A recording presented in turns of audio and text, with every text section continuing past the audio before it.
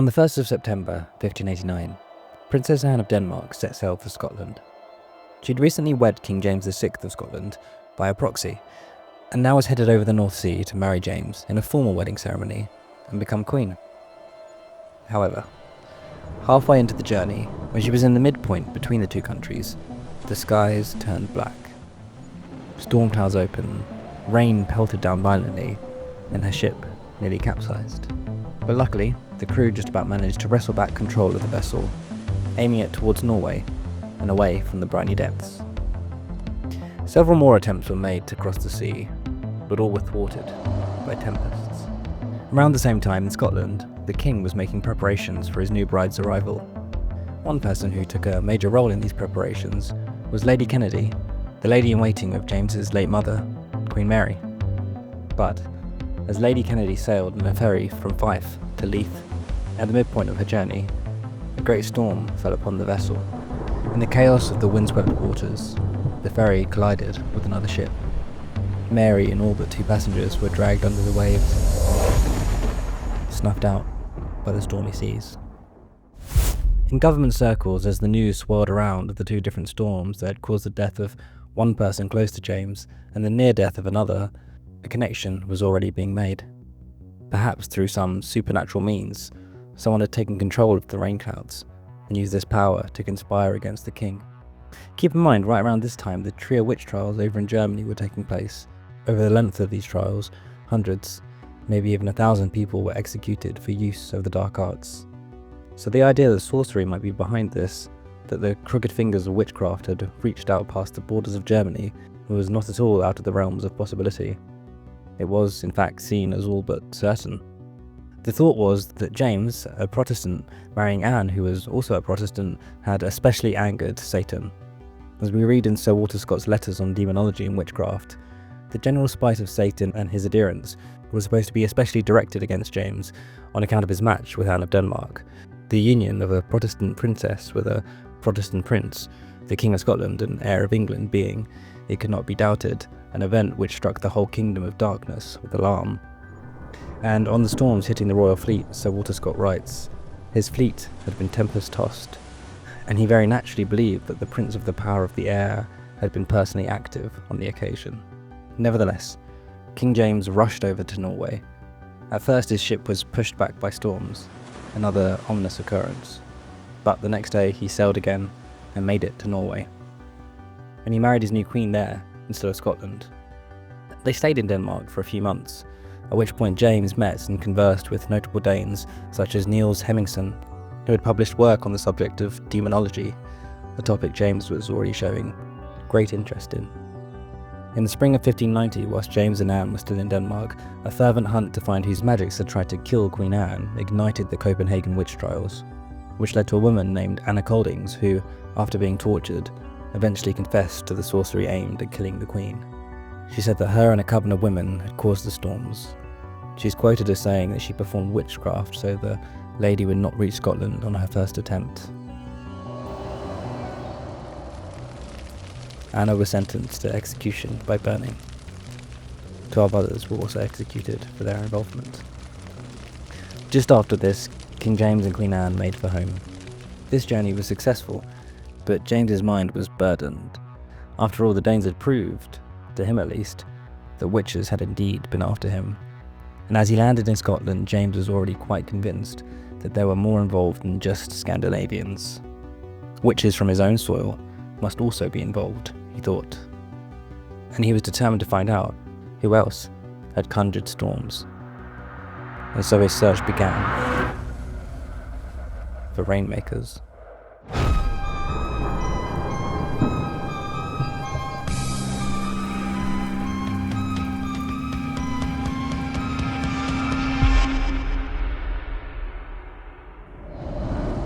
James's desire to hunt down the witches, the Rainmakers, ignited the North Berwick witch trials. They ran for nearly 2 years, and over this time, over 70 people were implicated in this most dark crime. Over 100 people were arrested and tortured. Pillywinks, the boot, and other barbarous tools were used on the poor people to force confessions. The accused was shaved all over so as to find the devil's mark on their body. That is, a mark somewhere upon them, often hidden behind hair, supposedly placed there by the devil's tongue during the act of confirming them as his servant. Many, under duress, confessed, and when it was demanded of them who else was in their coven, they blurted out names of people they knew, and so the trials would continue. One woman, an older widow and respected community healer, Agnes Sampson, was implicated. She was brought before King James himself to be cross-examined personally by the king. This was not unusual. James had taken a fascination in these trials. Agnes, in the royal presence, denied all wrongdoings. So like many others, she was stripped naked, shaved all over, and tortured. We read in Sir Walter Scott's letters on demonology and witchcraft, Agnes Sampson, the grave matron before mentioned, after being an hour tortured by the twisting of a cord around her head, according to the customs of the buccaneers, confessed that she had consulted with one Richard Graham concerning the probable length of the king's life and the means of shortening it. But Satan, to whom they at length resorted to for advice, told him in French, respecting King James, he is a man of God. The poor woman also acknowledged that she had held a meeting with those of her sisterhood who had charmed a cat by certain spells, having 4 joints of men knit to its feet, which they threw into the sea to excite a tempest. On January 28th, in 1591, in Castle Hill, she was garroted and burnt at the stake. And just to add, there's so much more to this story than I have time to tell here today, but I strongly recommend reading Liv Helene Williamson's fantastic paper, Witchcraft Against Royal Danish Ships in 1589, and the Transnational Transfer of Ideas, which is linked to in the description of this video if you'd like to learn more about this. King James would later write a book called Demonology, where he expounded his ideas on sorcery, demonology, and of course, witch hunting. This book is thought to have heavily influenced Shakespeare's Macbeth. When the 3 witches meet at the beginning of Act 1, Scene 3 of the play, one talks of a sailor's wife who has insulted her, and she plans to take revenge on the sailor, and creating storms through black magic. Though his bark cannot be lost, yet it shall be tempest tossed. James later became the first king of both Scotland and England, and as a side note, he was the monarch who was nearly killed by Guy Fawkes. But as we know, the gunpowder plot was foiled, and James survived. He led a long and eventful life, and is a direct ancestor of the current king. And interestingly, at least in the school I went to, James's fascination for demonology and penchant for torture and burning of people he thought were witches is not often brought up in history classes. Agnes is the first of 4 people we'll talk about today who claimed they could control the weather, create rain and storm clouds. And we're going to look at not just the claims they made, but why they made them. I started with Agnes's story, not just because it's the oldest, but because it's the most tragic. She was, of course, tortured into making the claims of her powers over nature. Unlike others we talk about, she did not tell these fantastical stories because she believed them or was trying to swindle anyone. She was simply trying to save her own life. And whilst I'm pretty sure she didn't actually think she could control the weather, the next person we'll talk about definitely thought he could. Part 2. The Storm King. A short 200 years after the North Berwick witch trials, in Westmoreland County, Pennsylvania, in 1785, James Espy was born. Before James Espy earned the moniker of the Storm King, he was just a poor boy from Pennsylvania. We can read a quick summation of his life in a 1923 copy of the Washington Evening Star. Espy was a Pennsylvanian, so poor that at 17 he had not the means or time to learn to read or write. But he taught himself the mastery of English. He studied the classics. He loved the out of doors, and especially the skies. The mystery of moving clouds fanned his fancy. He evolved the idea that the skies were filled with currents that could be charted and thereby enable him to foretell the weather. He studied and became an expert in meteorology, a field he thought that, with investment by the government, he could further. And if a greater understanding of the atmosphere could be developed, he thought that the everyday lives of Americans could be vastly improved. So he made for the capital in search of funds for his research. As reported in an 1888 edition of the Arizona Weekly Enterprise, at last he came to Washington and asked of Congress an appropriation of $5,000 a year for 5 years, but he was met with jibes and ridicule. Senator Preston of South Carolina said Espy was a madman, too dangerous to be at large, and the senator would vote a special appropriation for a prison in which to confine him. Espy was in the Senate gallery at the time. Wounded to the quick, he left the capital and went to New York. where he delivered a course of lectures with great success. They were repeated in Boston, and he made money enough to enable him to visit Europe. Not long after reaching Liverpool, January 6, 1839, a great storm occurred. He went to Lloyd's, consulted the newspapers as they arrived, noted the direction of the wind as given at different places, and from these data constructed the first great storm map ever prepared, with the hour points marked. Every line and curve and point exemplified his theory. He was at no loss now for audiences. He appeared before the British Association of Scientists at London, at which Sir John Herschel was present, an interested auditor. He crossed the Channel to Paris, and the Academy of Sciences appointed a committee, composed of the illustrious Arago, to report upon his observations and theory. In due time, Professor Espy returned to Washington. One of the first public men he encountered was Senator Preston. They met on Pennsylvania Avenue. Senator Preston was prompt to apologize for the mistake he had made when his language drove Espy from the Senate gallery, and he was profuse in his promise to help the Storm King on in the spirit of the French report. It is a matter of history that he did so, that Espy got his $25,000, and that to him we owe the first step in the formation of the present signal service. In 1840, he published the book The Philosophy of Storms, the success of which cemented him the name, the Storm King. As reported in the Wilmington Morning Star, Espy in 1842 began establishing himself in Washington as the national meteorologist. In his now high position, James Espy set his eyes on how to scientifically hold a firmer grasp on the mercurial nature of weather. How to create rains on command.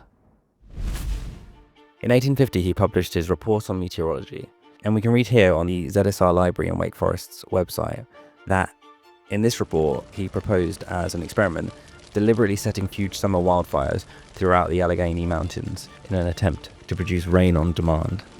We can read more about his plan in a 1936 copy of the Washington Evening Star. It is now a well-known fact when atmospheric conditions are particularly favourable, enough moisture may be condensed in the updraft of air over a big fire to produce local shower. Espy was familiar with this rainmaking process, but greatly overestimated its efficacy. Hence, in 1845, he put forth the following proposal.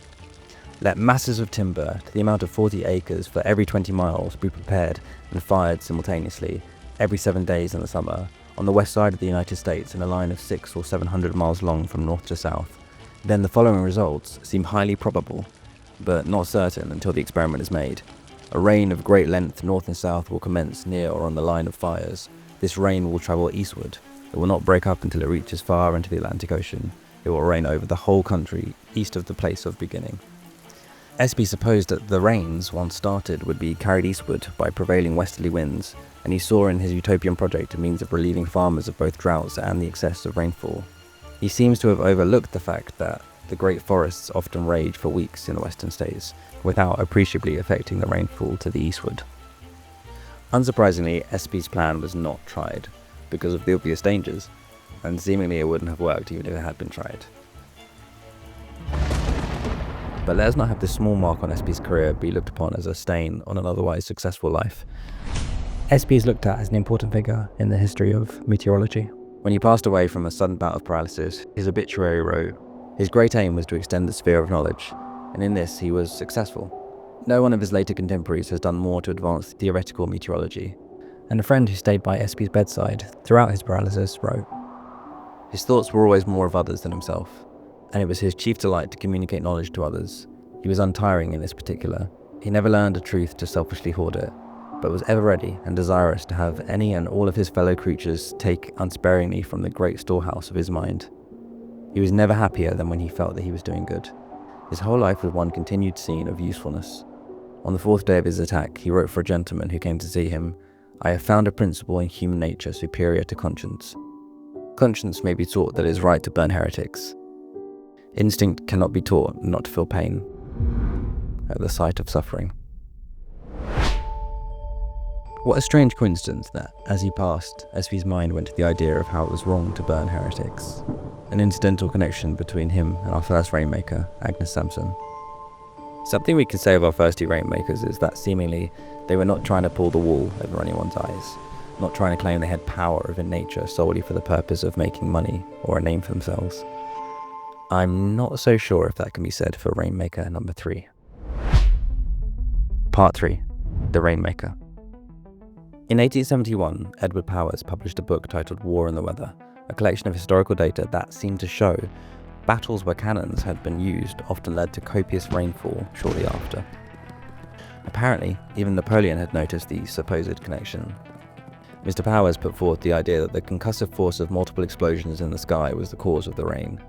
He even tried to convince the government to put his theory to the test, to try out the weapons of war in a mock battle and see if it caused rain.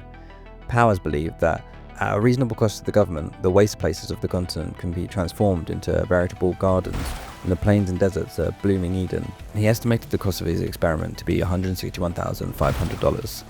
This was thought of as too expensive, and the experiment was not tried. Some years later, in his own words, Powers succeeded in calling public attention to the question, and later he secured the cooperation of Senator Farwell of Illinois. Senator Charles B. Farwell thought the idea had potential.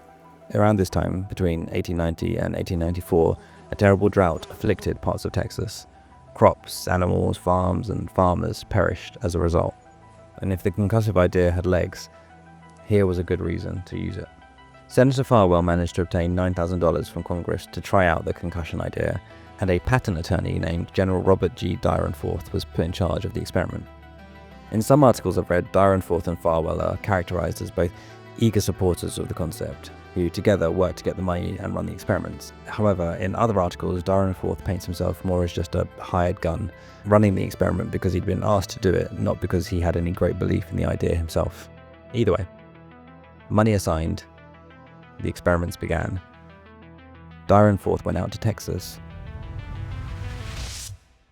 and waged war on the sky. Neighbors far and wide heard the explosions. It was as if a battle was being waged with an invisible foe, like man was warring with nature itself. I read talks of windows breaking from the sonic impact. We can read Dyrenforth's account of his work in his September 13th, 1891 copy of the Daily Independent.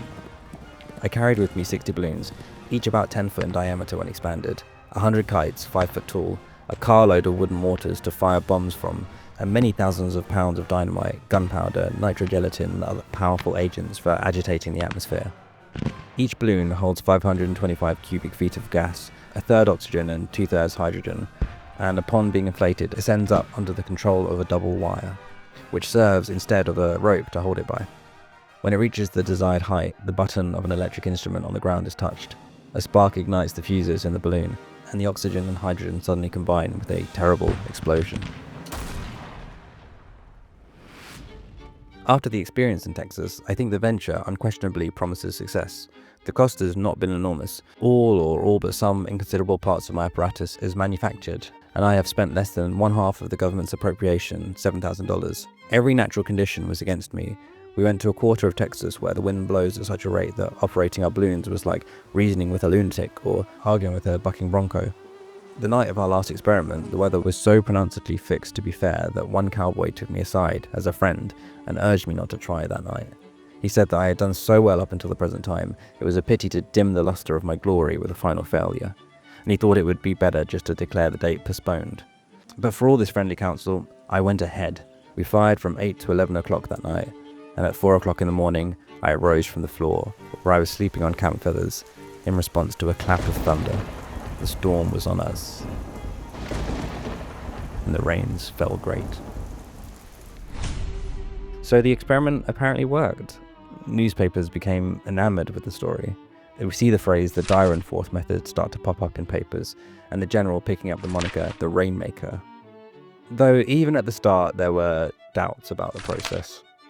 This split in opinions is exemplified by this September 28, 1891 article in the Daily Kennebec Journal, which writes, "The New York Morning Advertiser refers to General Dyrenforth as a rain-producing pretender, and declares that if this charlatan has the cheek to come before the next Congress asking for another appropriation, he should be arrested for attempting to procure money under false pretenses."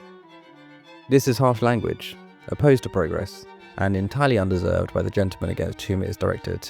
The article goes on to write, "It must not be forgotten, however, that almost every great achievement in human progress has been preceded by some learned professor who demonstrated to a scientific and mathematical certainty that it could never be accomplished. If General Dyrenforth is successful, his discovery will not differ from the rule. The expounders of science are often liable to be hemmed in by accepted opinion. It may be that General Dyrenforth may not be successful in establishing his new theory, but for all that, let him have all the chance he wants to try. But over the next few months, as experiments continue, the rains only fall irregularly, and as such, public opinion comes to sour on Dyrenforth. Though he himself seems keen to tell any reporter that wants to listen that his process was working, people beg to differ. We can read in the December 19th, 1891 copy of the Lafayette Advertiser, Rainmaking Experiments. A letter from a citizen of Texas who witnessed the recent Dyrenforth rainmaking experiment in the state pronounces them the most veritable humbugs and absurd waste of public money of which it is possible to conceive. He says that the trial party was shrewd enough not to begin operations before the season when, from time immemorial, rain has come down plenty and often in that region. In his belief, too, unwarranted claims and representations were sent out as a result of the experiments.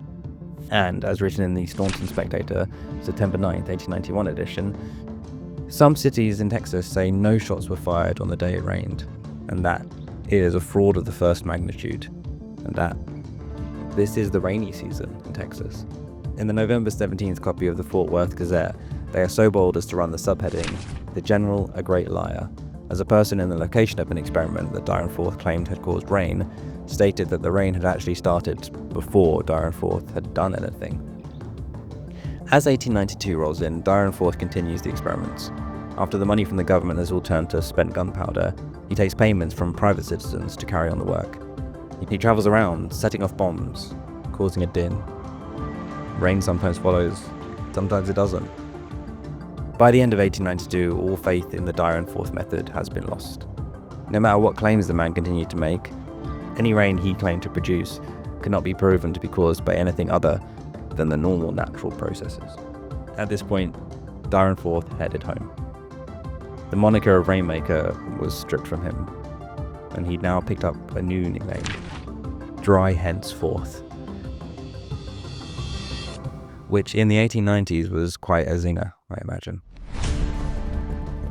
So the question remains, why is there rain after battles? Well, whatever the reason, it probably wasn't the cannons. As some pointed out, even Plutarch noticed the trend of rain after battles, and there certainly weren't cannons in the wars he was writing about. Some wondered if it was in fact the concentration of decaying dead bodies producing some rain-making chemical, but that idea too does not hold up to scientific rigor. If there actually is a real trend of rain after battles, personally, the most compelling answer for why that is that I've heard is, in many places, it often rains. And after a great battle that you've survived, you may be more likely to notice and record this symbolic, often somber weather. It does seem that Dyrenforth was possibly just using probability to fake the success he did have, going to places in drought right around the time when historically it's likely to rain, and seeing if he gets lucky with his timing, hoping to take credit for rain that was always going to come naturally. I can't say for sure if Dyrenforth was as calculating as this, purposely putting himself in places where he thought rain might come for the purpose of taking credit for it, or if he was a true believer in his method. I guess it comes down to what we think of the character of the man. On that point, an odd coda to the end of Dyrenforth's story was that when he died, his strange will brought his name back into the news. There was a salacious family drama laid bare in the papers. To make a long story short, basically at the time of his death, he had ceased contact with his daughter Rose, as well as his ex-wife Jenny, who had been granted a rare for the time divorce. He also adopted his grandson, Robert Jr., the child of another daughter, Caroline, who had passed away. When Robert Sr. died, his will bequeathed all his money to Robert Jr., but left some exceptionally odd conditions needing to be met for the money to be paid out. Some of the points are summed up in this Alexandria Gazette article from July 8th, 1910. Must avoid women. Charging especially that his son must avoid the wiles and arts of women, the will of Robert G. Dyrenforth, a wealthy patent attorney who died here July 4th, which was made public today, leaves his fortune to the lad, who is now 8 years old, but under the most extraordinary list of restrictions the courts of the city ever recorded. One clause follows, I particularly request my executors to thoughtfully and well guard my beloved son from women, and sensibly, that is gradually, to no erratic extreme, to let him be informed of the artful and parasitical nature of most of the unfortunate sex, to take care that he does not marry beneath him. The will plots out the life of the boy, arranging everything until he shall become 28 years old. Here are the main features of the program. he must not associate with Jenny Dyrenforth or her daughter, Rose Marie Knowlton, against whom the father seems to have a grudge. He must be ready to enter high school at 14 years of age. At 18, he must enter Harvard. At 22, he must enter Oxford. In the meantime, he must be taken to visit one country in Europe each year. Upon being graduated from Oxford, he must hasten back to America and enter the West Point Military Academy. He must serve the usual time in the army. Then he must take up the practice of law, if he has escaped the artful and parasitical. Fulfilled all the conditions and is practicing law, he will receive the estate, the amount of which is said to be very large. And there were even more bizarre conditions, such as the boy was not allowed to see his dead grandfather's body, he had to learn a whole load of languages, learn the violin and piano proficiently, never convert to Catholicism, and so on and so on. But there's no point focusing on these conditions, as a year later, lawyers managed to get around the craziness of the will and pay out the money regardless. Unsurprisingly, perhaps, there was apparently far less money left in the will than General Dyrenforth had led people to believe. But the money there was went to Robert Jr., who was apparently happy to be out from under the weight of his late grandfather's demands, and reportedly, against the wishes of the will, reconnected with the women in his family. Money also went to the general's ex-wife Jenny and his estranged daughter Rose, and also another of his daughters, Elizabeth, who had been placed in a sanitarium years earlier. And honestly, I'm having to skip so much here, as this full story seems way too big to fit in this video, as illustrated by this newspaper article from 1920 saying, 10 years after the business with the will, Rose had her mother Jenny put in an insane asylum as, quote, "It was to get my mother out of the clutches of unscrupulous young men who were aiming to get possession of her property, and to have the court appoint a guardian for her, that I had her committed to St. Elizabeth's Hospital for the Insane." Anyway, let's get back to the point. The thing is, as all this strangeness with his will shows, Dyrenforth, in my opinion, seems to be an odd man, very much obsessed with his public persona. As such, when reading interviews with him, it's hard to get a firm grasp on the truth of his views on the rain-making experiments, whether or not he truly thought he could make rain. Those who would claim he was a fraud would point towards the fact that his experiments were often planned towards times when rains had historically come. This does somewhat point towards duplicity to me. Plus, when the experiments looked like they were making rain, the man took no issue with calling the system the Dyrenforth method. Yet when it all went south, he distanced himself, painting himself as just a man put in charge of an experiment. All the facts I've come across about him make me not exactly trust Dyrenforth. I don't know at what point he realised exploding bombs in the air didn't make rain. Was it before he took the government's money? Was it during the experiments when he sent reports back to Congress claiming he'd caused rain, which others say never came? Was it before he took private citizens' money to carry on his war with the sky? I don't know, but safe to say that he, and eventually everyone else, learned the only thing he made out in the desert was a lot of noise and a lot of headlines. So that's 3 of the 4 Rainmakers.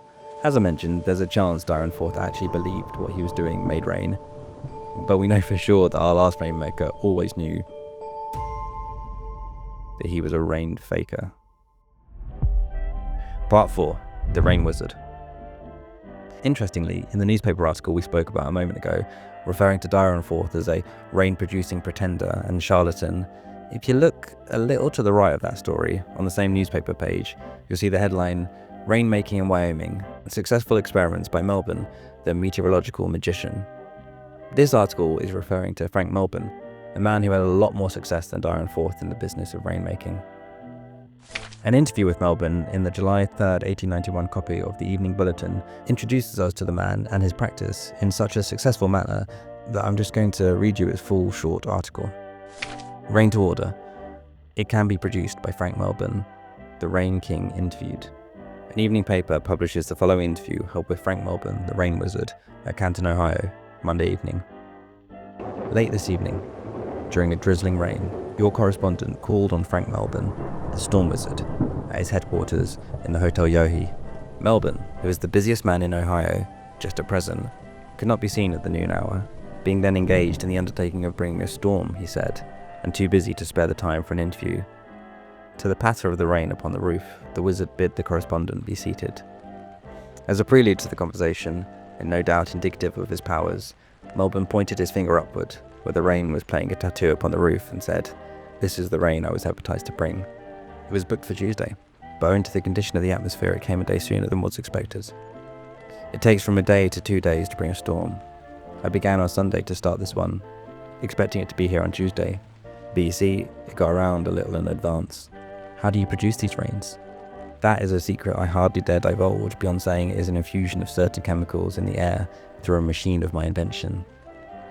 How long have you been engaged in this occupation? I began to work on my machine 12 years ago, last September, and soon after brought the first rain. I was then in Australia. I made 12 experiments in Queensland and New South Wales, all of which were successful. A rain can be brought there more rapidly than here, being closer to the sea and not so hilly. The formation of the land has something to do with the bringing of rain? Oh yes, considerable. The nearer to the sea and the more level the land, the sooner a rain can be started. One day was all the time needed there. What are your charges for bringing a real good shower? $300 is all I ask, and that not to be paid until the rain is produced. This is much cheaper than most experiments of the kind are made. How large a territory can you cover? About 250,000 square miles. Are your storms all electrical and accompanied by thunder and lightning? Not at all. That depends on the condition of the atmosphere and the time it is produced.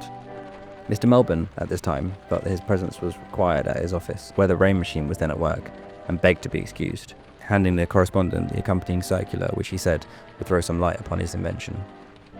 Mr. Melbourne is a rather tall and slender man, decidedly nervous and thoroughly in earnest regarding his experiment as an actual fact as he regards it now. Whether there is any truth in his assertions or not, he is the biggest Roman of them all at present, and the managers of picnics and outdoor sports consult this modern oracle before determining upon the date. Melbourne apparently had a lot of success. He would travel around with his couple of small mysterious briefcases or valises, offering his services to drought-ridden areas. He would also sometimes be sent for. When employed, he would haul himself up in a rail car or a building. He'd burn secret chemicals and release them through a window upwards into the sky, and this apparently would produce rain.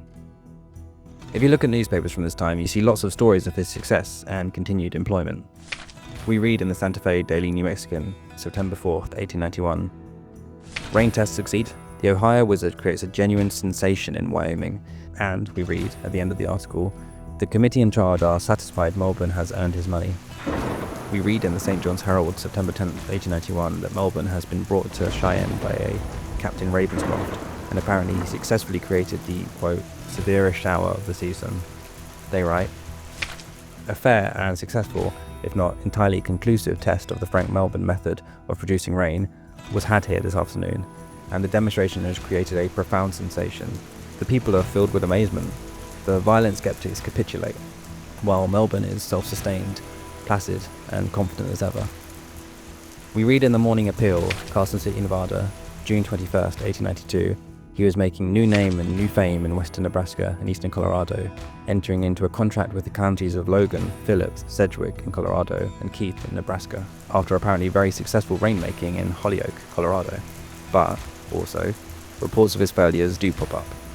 In the Evening Bulletin, Maysville, Kentucky, July 13th, 1891, we read, "The Rain King works in vain. Canton, Ohio, July 13th. The advertised rain of Frank Melbourne, the Rain King, failed to appear Saturday, despite the fact that he had been working in his laboratory since early morning. Clouds appeared during the forenoon, but these disappeared, and in the evening the sky was perfectly clear. Melbourne was to bring rain between 12 o'clock Saturday and Sunday morning." These stories of often success, though sometimes failure, carry on over the next few months, as he works in Nampa, Idaho, Goodland, Kansas, Denver, all over the place. In the beginning of 1892, he travels down to Mexico, where he's employed by the state of Sonora. When he returns to the USA in March of 1892, he claims he made rain in Mexico, but was swindled out of his pay. The news follows shortly after that Mexican officials deny his claim and say he produced no rain. Either way, we read reports that the people of El Paso, Texas, at this same time, are trying to gather enough money to employ Melbourne's services. But as we get to the end of 1892, we start seeing people sour. In the August 23rd, 1892 Las Vegas Free Press, we read, "Melbourne fails.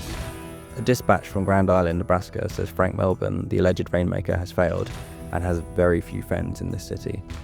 He throws up the sponge and fails to explain why he couldn't make the heavens weep. Melbourne was engaged on Friday afternoon last to cause the fall of 1 inch of rain up to Wednesday noon.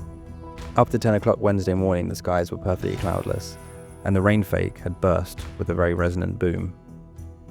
When there were no indications of rain whatsoever yesterday afternoon, Melbourne's agent made the request that the time on the contract be extended 12 hours longer, or until midnight last night. This the committee failed to do, to the evident discomfort and displeasure of Melbourne.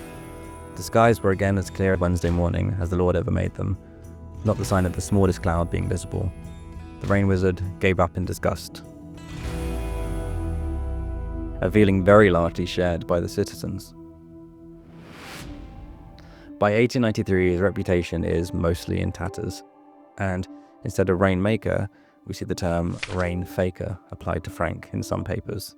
If you haven't already guessed, it would appear that Melbourne's method was just a mixture of luck, educated guesses, showmanship, and a clever business model. After all, Melbourne charged no fee, except his expenses, if he didn't produce rain, so of course why wouldn't desperate people take this deal?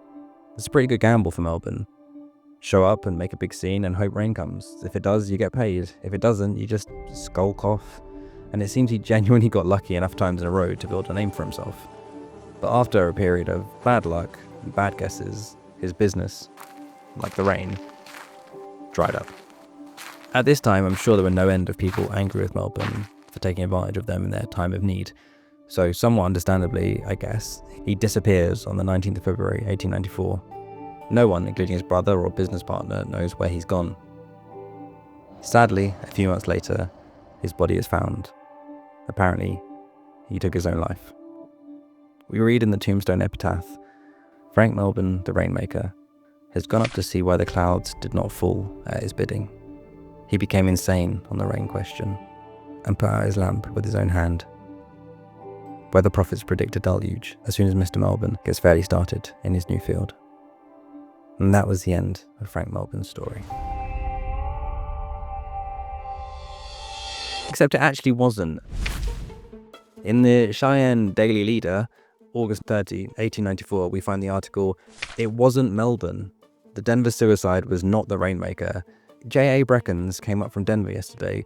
While there, he visited the morgue and examined closely the man who committed suicide last week and has been supposed to be Frank Melbourne, the Rainmaker.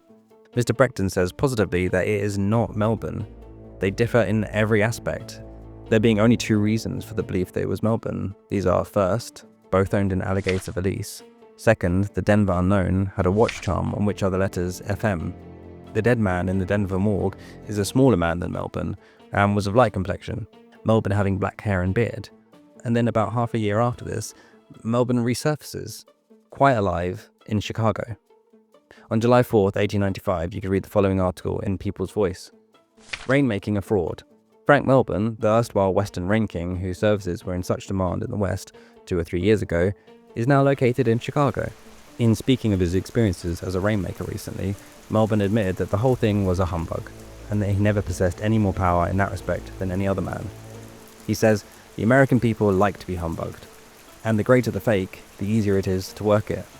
Melbourne made a fortune in the business, and spent it like a prince. So, good that he confessed, I suppose, but the admission of his shady acts does make you wonder if he had anything to do with the whole dead body found with various things related to him a few months prior. Was he perhaps attempting to fake his own death? He did have quite a lot of people annoyed at him, so I can see a motive there. Either way, what happens next in his story is a bit hard to track. The last newspaper I found that talks about him contemporaneously is from 9 years after the admission of his fraud. In July 8th, 1904, in the Black Hills Union, we read, Rainmaker in request. Efforts to find Frank Melbourne, credited with strange powers. Deadwood, SD, December 21st. Efforts are being made to ascertain the whereabouts of Frank Melbourne, who was famed a few years ago as the Rainmaker.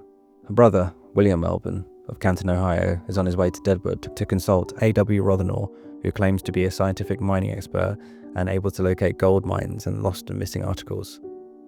Someone has informed Melbourne that Rothenor could locate his brother, if alive, and tell him where to find the body, if dead. The Rainmaker first came into prominence at Cheyenne, Wyoming in 1892. He made several demonstrations there, and it is claimed by many that he was able to perform all he professed. It is asserted that he did actually produce rain, although this, of course, is open to question. His manager was Frank H. Jones, civil engineer, who is still located at Cheyenne. Jones is as much at sea as anyone pertaining to Melbourne's whereabouts, and is inclined to believe that he is suffering with insanity or other causes through which he has lost his identity. Jones says he was never able to ascertain by what method Melbourne operated, as it was kept a profound secret by the Rainmaker. When Melbourne disappeared some 8 years ago, Jones, thinking that Melbourne had endeavoured to leave him in the lurch, felt much offended. Now, however, he is satisfied that Melbourne has either gone insane or has been foully dealt with. And that, as far as I can tell, is the actual end of Frank Melbourne's story. Like clouds disappearing after a storm, the man simply vanished into thin air, leaving behind him only a muddy trail.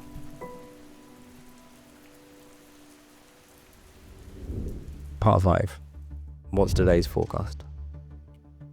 Today, we have no shortage of people making similar claims to the ones we've heard about in this video. You can find modern day weather witches selling rain spells on Etsy, and courses on how to control the weather on TikTok. On the less magical, more technological side, there's the supposed solution of cloud seeding, which claims that you can disperse chemicals from a plane to cause rain. And, completely random fact, but Bernard Vonnegut, the older brother of the writer Kurt Vonnegut, discovered one popular method for seeding using silver iodide crystals. That's just a random fact I came across when I was researching this, but I thought it was quite cool, so I thought I'd share it anyway. Back on the subject of cloud seeding, interestingly, even though this technique is used today, scientists are still currently split on its efficacy. For example, for the 2008 Beijing Olympics, China placed a lot of efforts into making sure it didn't rain during the opening ceremony. They did this supposedly through heavy cloud seeding of surrounding areas. However, the Denver Post has an interview with Boulder scientist Roliof Brunches, who was asked by China for his counsel in 2008 on this subject, and this article casts doubt on some of the claims. To quote the article, even the Chinese asked Brunches, one of the world's leading experts on weather modification, whether he could advise them on how to make it not rain for the Beijing Olympics. Brunches, who was in China about a month ago, had to tell the games organisers that there are no guarantees for a dry 100-metre dash. "We cannot make clouds or chase clouds away," said Brunches, who leads the National Centre for Atmospheric Research's Weather Modification Group. China has 30,000 scientists devoted to weather modification, although their efforts to ensure sunny skies for August have not been proved, Brunches says. The Chinese plan is to preempt the usual summer showers by cloud seeding before the opening ceremonies, or reduce the size of water droplets in clouds to delay storms. "There is no evaluation, there is no scientific literature available that can substantiate their claims," said Brunches, who has no immediate plans to return to China. "Personally, I'm very skeptical about what they're claiming to do." To put it simply, as written on this article on Big Think by William R. Cotton, as an atmospheric scientist, I've studied and written about weather modification for 50 years. Cloud seeding experiments that produce snow or rain require the right kind of clouds with enough moisture and the right temperature and wind conditions. The percentage increases in precipitation are small, and it's difficult to tell when snow or rain fell naturally and when it was triggered by seeding. Obviously, I'm no expert in all of this. I can't tell you how well cloud seeding works. All I can tell you is it didn't rain during the opening of the Beijing Olympics, so maybe it worked. In many ways, with this air of uncertainty hanging like a black cloud over us, it feels like we're not that far from Melbourne, still making bold claims about our scientific prowess over nature, but producing questionable results. So perhaps the search for this magical rain-making ability goes on. I think the desire to control rain is such a fantastic example of the human condition, because of course, too little rain and your crops die, but too much and our houses wash away into the deluge. Rain, both in its absence and abundance, can kill us, and yet seemingly we still have little to no control over it. And humans hate not having control over something, so we of course refuse to accept that we have no control over it. We instead tell stories that make us storm kings and rain wizards. But the truth is, today it seems like we stand in the same place we've always stood, mostly at the whims of the weather gods. And that, to me, is fine. I can accept that. We should be proud of what we've accomplished as a species so far, what we can do, what we can take control over. But in my opinion, there's some good in remembering we haven't cracked it all. I can think of no better example of this than a recent SpaceX flight that had to be delayed because of rain. What better reminder to man of his place in things than a company who sends people soaring into the heavens like mythical heroes, a company owned by the world's richest man, that company being bested by a slight drizzle. A fun reminder perhaps that just because humans have figured out a lot of things, nature still has some secrets, and some say in how things go. To be serious for a moment, we do obviously currently have problems with our climate, massively so. Would that we could utter some spells and fix all of it, but that of course is not a reality. So how do we plan to fix this? I've seen some suggest that rather than reducing the CO2 we're putting into the atmosphere, we should just invent something to fix the problem. Perhaps a giant mirror can reduce the heat on the planet. Perhaps some substance can be invented that can absorb CO2 better than trees do. Perhaps AI will just figure it all out for us. Perhaps. I'm not going to be like Lord Kelvin, who famously said man will never fly a few years before the Wright brothers took off into the history books. Maybe we will indeed invent a tool to fix all of this before it's too late. And unlike Melbourne's cases, or Dyrenforth's cannons, or Espy's fires, or the spells attributed to Agnes Sampson, this solution will actually work. But banking on that seems like quite the gamble. We only have one Earth to live on after all, and there's a reason the term betting the house means taking an extreme, often unwise risk. 100 years or so ago, Dyrenforth's solution to climate woes was to wage war on the sky. 100 years or so later, the battle has only gotten more bloody, and casualties are stacking up on both sides. May I make the suggestion that perhaps the plan should be stopping our assault on the climate? Maybe, instead, it's time we put down arms and return to the negotiating table. So, thank you very much for watching. Also, huge thank you to everyone that watched the last video and commented such lovely things and subscribed and liked. I really appreciate that. If you're not currently subscribed, please do. I plan to keep on making more of these, so if you like this, there's more to come. But for today, that's everything I got for you. Bye folks.